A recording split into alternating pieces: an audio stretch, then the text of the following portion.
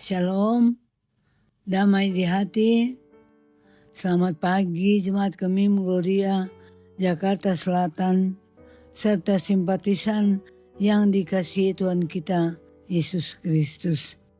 Kita hendak membaca Alkitab dan merenungkannya. Kita mohon tuntunan dan pertolongan Tuhan agar kita mengerti dan memahami setiap firman Tuhan yang hendak kita baca. Sebentar. Kita satukan hati kita dalam doa. Mari berdoa. Bapa di surga, Bapa yang maha kasih, maha baik. Kami mengucap syukur dan berterima kasih kepadamu atas pertolongan Tuhan sehingga kami menikmati hari yang baru yang merupakan anugerah Tuhan bagi kami. Bantu kami dengan Roh Kudus-Mu agar kami mengerti setiap maksud dan kehendak firman-Mu dalam kehidupan kami. Berfirmanlah, kami siap mendengar. Di dalam nama Tuhan Yesus, firman hidup yang hidup, kami berdoa. Amin. Jemaat yang dikasihi Tuhan, bacaan Alkitab saat ini terdapat dalam Kitab Yohanes pasal 21, ayat yang ke-7 sampai 8 yang bunyinya demikian. Maka murid yang dikasihi Yesus itu berkata kepada Petrus, "Itu Tuhan." Ketika Petrus mendengar bahwa itu adalah Tuhan, maka ia mengenakan pakaiannya sebab ia tidak berpakaian, lalu terjun ke dalam danau. Murid-murid yang lain datang dengan perahu karena mereka tidak jauh dari darat. Hanya kira-kira 200 hasta saja dan mereka menghela jala yang penuh ikan itu. Demikian bacaan Alkitab. Renungan pada pagi hari ini adalah itu Tuhan. Keluarga Kristen yang dikasihi dan diberkati Tuhan Yesus. Pengalaman adalah guru yang terbaik. Itulah yang terjadi pada Petrus dan teman-temannya. Ketika mereka menyaksikan hal yang luar biasa, di mana jala yang mereka tebarkan mendapat ikan yang sangat banyak. Mereka teringat dengan hal serupa waktu mereka juga diperintahkan seorang asing untuk menebarkan jala dan mereka memperoleh hasil yang banyak.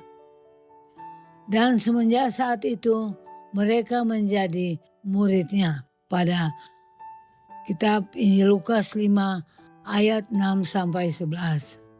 Secara spontan murid yang dikasihi Yesus berkata kepada Petrus, "Itu Tuhan."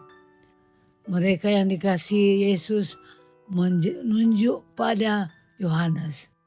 Yohanes yang pertama mengenali orang yang memberi perintah pada mereka adalah Yesus Kristus yang telah bangkit.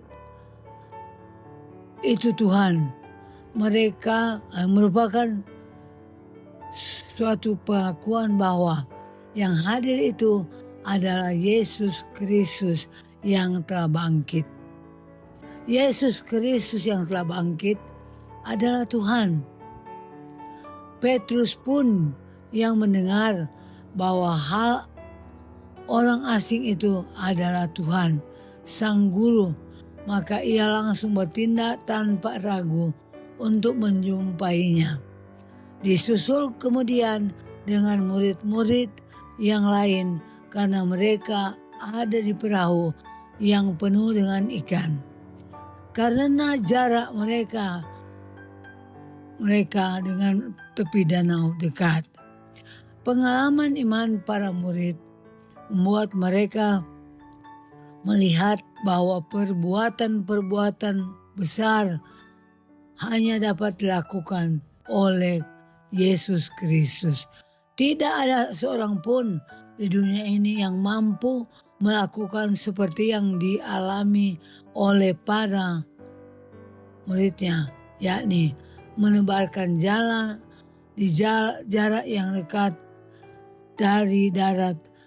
Hari sudah siang, namun ikan yang diperoleh sangat banyak.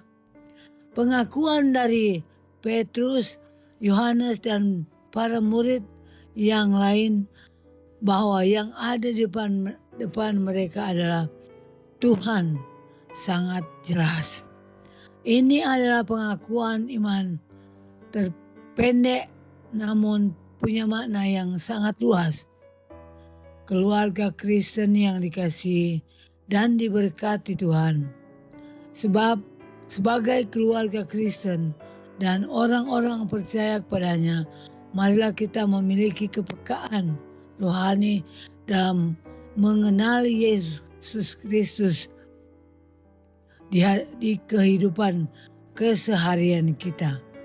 Marilah kita menyaksikan kepada mereka yang ada di sekeliling kita bahwa Yesus Kristus adalah Tuhan. Ia sudah bangkit dari antara orang mati, memberi kehidupan yang kekal kepada yang percaya kepadanya. Kesaksian tentang kebangkitan Yesus Kristus kepada orang banyak terus menjadi tugas dan tanggung jawab warga gereja, dalam hal ini keluarga Kristen. Jangan malu untuk mengakui Dia sebagai Tuhan dan teruslah memberitakan tentang kebangkitannya dimanapun kita pergi dan berada. Yesus Kristus memberkati kita. Mari kita berdoa. Ya Tuhan Allah, mampukan kami untuk terus bersaksi dalam kata dan perbuatan bahwa Yesus Kristus adalah Tuhan dan Juru Selamat dimanapun kami pergi dan berada. Dalam nama Yesus kami berdoa. Amin.